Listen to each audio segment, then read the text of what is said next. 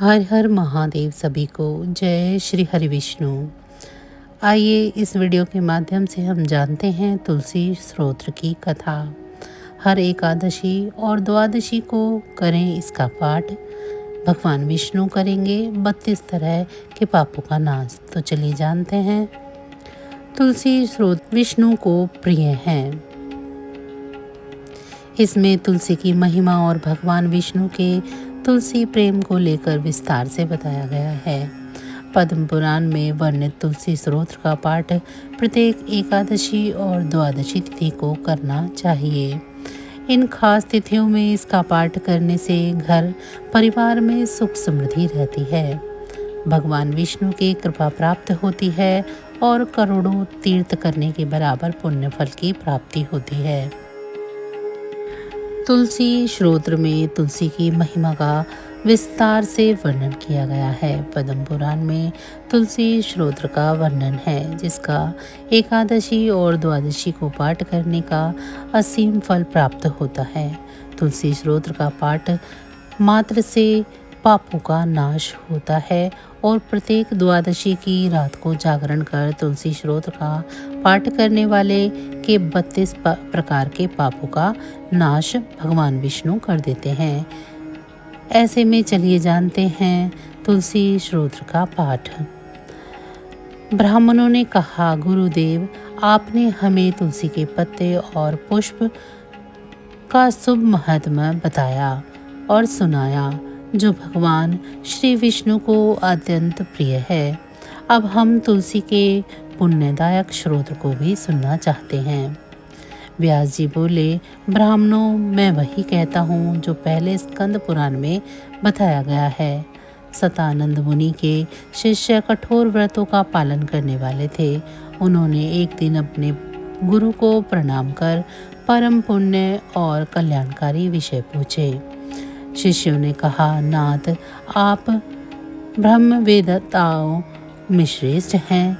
आपने पूर्व काल में ब्रह्मा जी के मुख से जो तुलसी स्तोत्र सुना है, कृपया अब हमें भी स्वयं सुनाएं। सतानंद जी बोले, हे शिष्यों, तुलसी का नाम लेने मात्र से ही भगवान विष्णु, जो असुरों का दमन करते हैं, प्रसन्न हो जाते हैं। मनुष्य के पाप नष्ट हो जाते हैं और उसे अक्षय पुण्य की प्राप्ति होती है, जिसके दर्शन मात्र से करोड़ों गोदान के बराबर फल मिलता है। उस तुलसी का पूजन और वंदन क्यों न किया जाए। कलयुग में वे लोग धन्य हैं जिनके घर में प्रतिदिन शालिग्राम शिला की पूजा के लिए तुलसी का पौधा भूतल पर लहलहाता है। जो मनुष्य भगवान केशव के पूजा के लिए तुलसी का पौधा लगाते हैं, उन पर यदि यमराज अपने दूतों सहित क्रोधित भी हो जाएं, तो वे भी उनका कुछ नहीं बिगाड़ सकते। तुलसी, तुम अमृत से उत्पन्न हुई हो और केशव को सदा प्रिय हो। हे कल्याणकारी, मैं भगवान की पूजा के लिए तुम्हारे पत्तों को चुनती हूँ। तुम मुझे वरदान दो, वरदान प्रदान करने वाली बनो। तुम्हारे पवित्र अंगों से उत्पन्न पत्तों और मंजरियों से मैं सदा भगवान श्री हरि का पूजन कर सकती हूँ। ऐसा कोई उपाय करो। हे पुण्यमयी तुलसी, तुम कलयुग के पापों का नाश करने वाली हो। इस भाव से जो व्यक्ति तुलसी के पत्तों को चुनकर भगवान वासुदेव की पूजा करता है, उसकी पूजा का फल करोड़ों गुना बढ़ जाता है।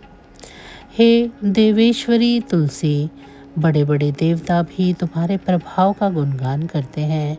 मुनि, सिद्ध, गंधर्व, पाताल निवासी, नागराज, शेष और समस्त देवता भी तुम्हारे प्रभाव को नहीं जानते हैं। केवल भगवान विष्णु ही तुम्हारी महिमा को पूर्ण रूप से जानते हैं।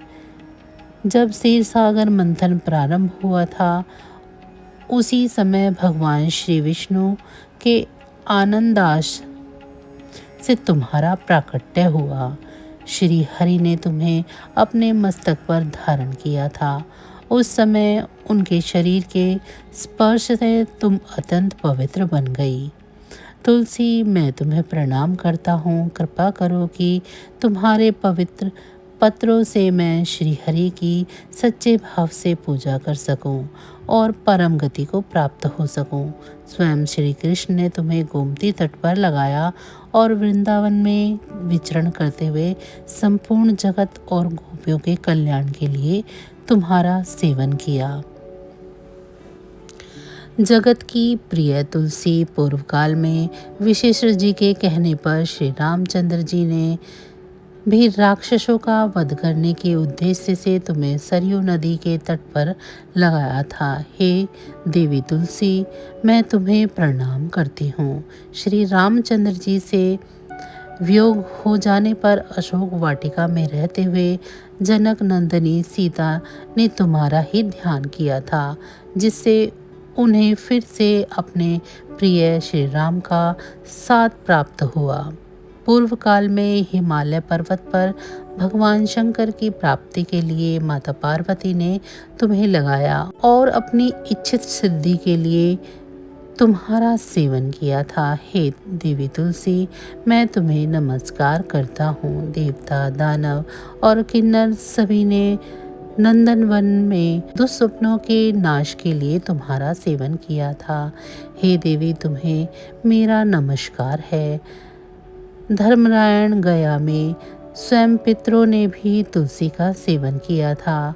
दंडकारण्य में भगवान श्री राम ने अपने कल्याण की इच्छा से पवित्र तुलसी का पौधा लगाया था और लक्ष्मण तथा सीता ने भी उसे श्रद्धा से पाला था। जैसे गंगा को शास्त्रों में त्रिभुवन व्यापिनी कहा गया है, वैसे ही तुलसी देवी भी संपूर्ण चराचर जगत में दृष्टिगोचर होती है। तुलसी का सेवन करने से मनुष्य पापों से मुक्त हो जाता है। यहाँ तक कि ब्रह्म हत्या जैसे पाप का भी नाश तुलसी के सेवन से होता है। तुलसी के पत्तों पर टपकता हुआ जल जो व्यक्ति अपने सिर पर धारण करता है, उसे गंगा स्नान और 10 गोदान के बराबर फल प्राप्त होता है। हे देवी, मुझ पर प्रसन्न हो। हे देवेश्वरी श्री हरि को प्रिय तुलसी, मुझ पर कृपा करो। क्षीर सागर के मंथन से प्रकट हुई हे तुलसी देवी, मैं तुम्हें प्रणाम करती हूँ। जो व्यक्ति द्वादशी की रात्रि में जागरण कर इस तुलसी स्तोत्र का पाठ करता है, भगवान विष्णु उनके 32 प्रकार के अपराध क्षमा कर देते हैं। बचपन, युवावस्था, प्रौढ़ और वृद्धावस्था के किए गए समस्त पाप इस स्तोत्र पाठ से नष्ट हो जाते हैं। तुलसी स्तोत्र से प्रसन्न होकर भगवान श्री हरि सुख और समृद्धि प्रदान करते हैं।